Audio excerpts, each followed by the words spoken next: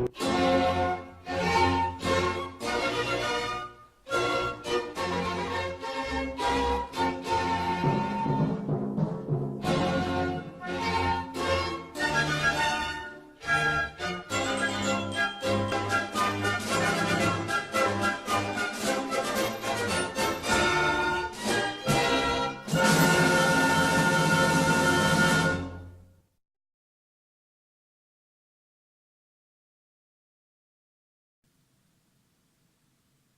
to deal with people who underestimate you. Do you know how to react when someone underestimates you? Does it make you feel underappreciated or inferior? If you have difficulty knowing what to say and do in these situations, there are 3 methods you can take to become more efficient and assertive at responding to this kind of criticism. Learn how to talk to people who underestimate you, prove them wrong, and understand what's going on when it happens. The first method: talking to people who underestimate you. Step 1. Be assertive. Assertive communication will help you express yourself clearly and maintain self-respect. It can help you feel more positive about yourself and your abilities also. This style of communication can even aid you in your own self-perception, because you are outwardly describing your thoughts and expressing how you feel. Finally, it can help other people understand you better, because you aren't keeping them in the dark and leaving them to guess about what you are thinking or feeling. If someone is underestimating you, being assertive is a great way to stop him in his tracks. Use I statements. This is a great way to put your feelings out there without blaming anyone else. For example, you can say, "I think I am perfectly capable of dealing with these new job responsibilities," rather than "you are wrong about my capabilities." This strikes a great balance between expressing yourself while not being too grating or confrontational. Rehearse what you want to say beforehand. Practice will make you more confident in your communications, because you know you are prepared for the situation. Try your new skills on a small scale first. Avoid immediately going to your boss and telling him how you feel. Try being assertive with your friends, family, and peers when it's appropriate.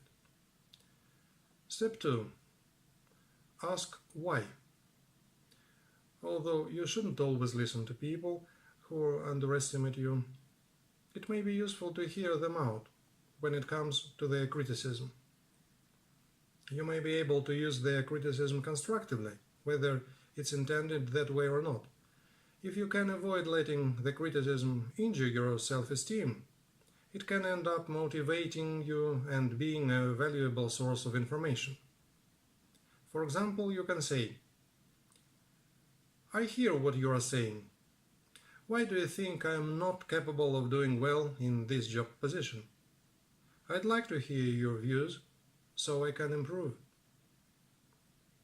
This strategy is best for people who underestimate you but aren't trying to be mean to you, such as in cases where your boss might question whether you are capable of performing a task because he's seen you fail at it before. You don't need to buy into it or agree with him about your capabilities, but you can use the criticism constructively. Step 3. Practice deep breathing. Take a few deep breaths, inhaling so that your stomach expands while your chest stays in place. This is a quick and easy way to calm yourself that requires little effort. You can do this right before responding to people who underestimate you, so that you can handle their critique of your abilities with less tension and more calm confidence. Deep breathing stimulates the parasympathetic nervous system in your body, the rest and digest branch, which is in charge of helping you feel calm. Step 4. Show through your actions. One of the best ways to counteract critics who underestimate you is for them to see you succeed at the thing they are underestimating you on. If someone is underestimating you, try to ignore and just focus on mastery of the task you are working on. This is a great way to use their underestimation of you as motivation. Remember though that if you fall short of your mark, what matters is how you feel about it, not others.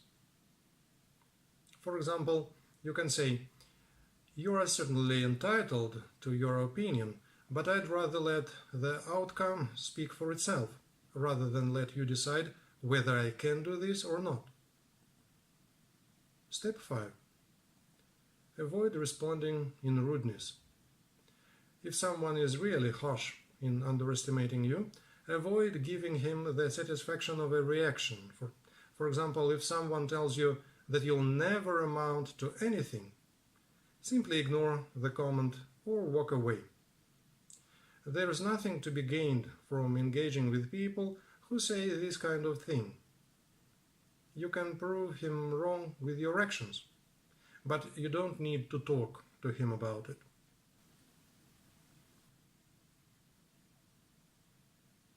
The second method, proving them wrong.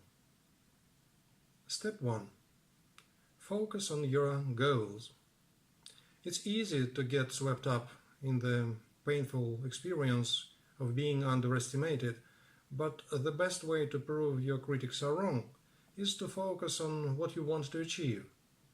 Instead of obsessing over what someone says, use their anger or sadness as motivation to work that much harder on pursuing your interests and responsibilities. Avoid taking it so personally that it negatively affects your performance. Focus on your own life instead, putting his critique on the back burner. Putting your attention toward positive goals and dreams can help you be more creative and open to new ideas, which will help you to prove that anyone who underestimates you is wrong. Step 2. Keep your goals reasonable. One of the biggest challenges in being successful is figuring out how to set goals that are actually achievable. Often we set goals that are instead unachievable. Many New Year's resolutions fail under this category, such as going to the gym every day or never making another mistake at your job. Aiming high like this can actually cause you to fall flat, because when you do fail to reach the bar, you'll likely get frustrated and give up. Setting smaller, more concrete goals can help you make progress without focusing so much on perfection. Set concrete goals such as walk 1 mile or try to make fewer than 3 mistakes on the job per day. Goals like these will help you feel the satisfaction of achievement while also working toward bigger themes. Reward yourself when you meet a goal. This is especially important for activities that don't involve their own immediate reward, such as writing and publishing an essay or work of fiction. Many goals have delayed rewards, which means that you might not associate them with the positive feelings you receive later on. Reward yourself immediately by having some chocolate, seeing a movie, or hanging out with friends. Step 3. Work hard on areas of challenge. Sometimes it's best to focus on improving your weaknesses rather than on making gains in areas where you are already competent. If someone has identified something you could legitimately improve on, take this seriously and work to become better than you were before. For example, if you work in retail and you are amazing at customer service, but you don't feel entirely confident at the register, devote time to learning the ins and outs involved at the register. Step 4. Recognize and refute negative self-talk.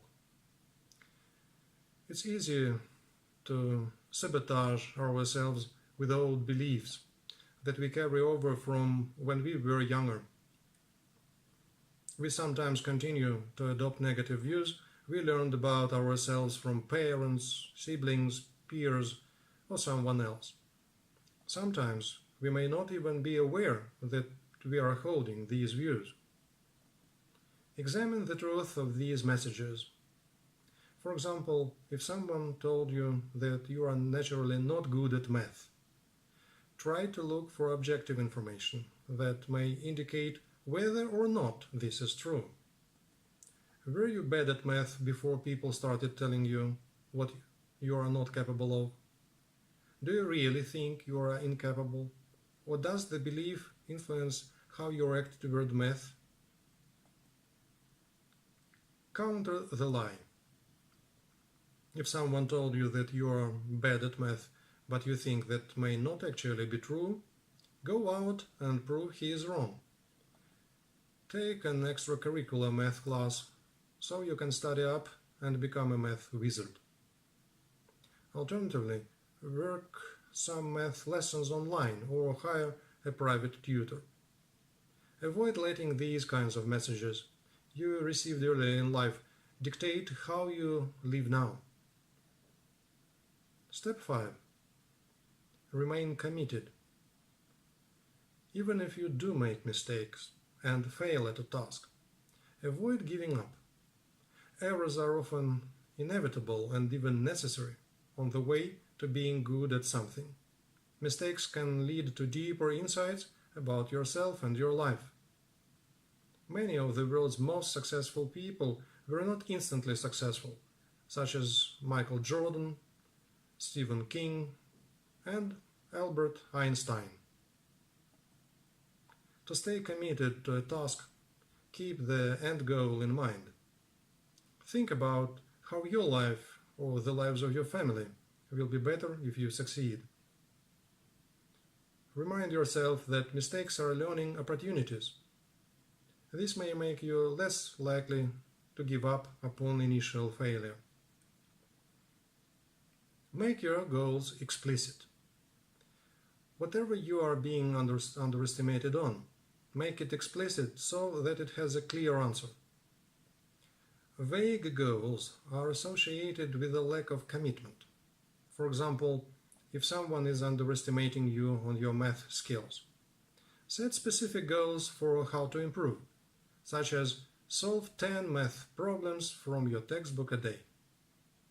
This will prove a more explicit, actionable, and concrete way to remain committed when someone is underestimating you, rather than something vague such as be good at math. The third method, reassessing underestimation. Step 1. Understand what being underestimated and criticized can do to you. Being underestimated and criticized can cause us to feel badly about ourselves. The resulting sadness can close us off from seeing available options, ultimately causing our performance to suffer. Keep this in mind when you are reacting to being underestimated. If you feel like you can't handle what someone is saying and it's getting you down, respond appropriately, such as refusing to engage with him. It may seem like you should be able to control how you feel about what he says to you, but it's not always that easy. Step 2. Ask yourself why someone would underestimate you. An easy way to diffuse someone's criticism of you is to understand his underlying motivation for doing so. Sometimes people believe that others can't do something in order to protect their own lack of self-confidence. If he doesn't think he can do it, then it might make sense for him to think that you can't do it either. Be on the lookout for the kind of people who belittle others because of their own feelings of inadequacy. Avoid taking it personally when you come across them and get a taste of their insecurity. Step 3. Go easy on yourself. If you have trouble not taking it personally, have some self-compassion. Perhaps you haven't had enough people who believed in you in the past. Do you have a critical parent or friend who would knock you down and tell you that you couldn't achieve your goals? It's hard to recover from those kinds of experiences, but with dedication and self-compassion, you can begin to believe in yourself. For example, say to yourself, I understand why I'm hard on myself. It isn't my fault. I know I can become more compassionate toward myself. Step 4. Avoid drawing conclusions too quickly. Many people are quick to jump on someone's weaknesses without really observing them for a long time. Just because you make one mistake doesn't really provide that much information about whether you are bad at something. In fact, making a mistake or otherwise doing something not that smart is not very indicative of your abilities. The fact is, intelligent people do silly, unintelligent things all the time. But unintelligent people rarely do really intelligent things. That is to say, that making a mistake is not the diagnostic of your abilities. Also, don't make mountains out of molehills and watch for other people doing it to you as well. You may even want to say to him, for example, you've only seen me perform this task once or twice. I don't think you can really give a fair assessment right now. Step 5. Don't expect perfection for yourself. If people criticize your abilities, it can be good to take this as a challenge and work toward bettering yourself, but also keep in mind that no one is perfect. There will be naturally areas in which you excel and areas that present a greater challenge to you. This doesn't mean you shouldn't try to improve, but at some point it can be helpful to accept where you are at, rather than strive 24/7.